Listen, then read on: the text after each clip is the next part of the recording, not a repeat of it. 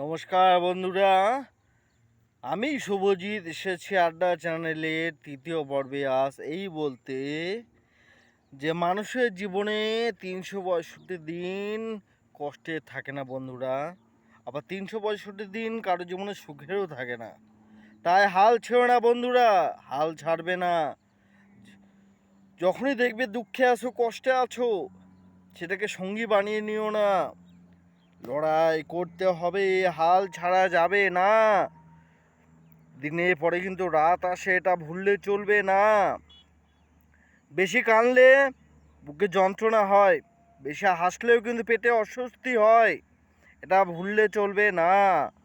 তাই বন্ধুরা, হাল ছাড়বে না। সুখ দুঃখ দুই ব্যালেন্স করেই চলতে হবে, তবেই জীবনের স্বাদ পাওয়া যাবে। নমস্কার, পরের ভিডিওয় আবার দেখা হবে।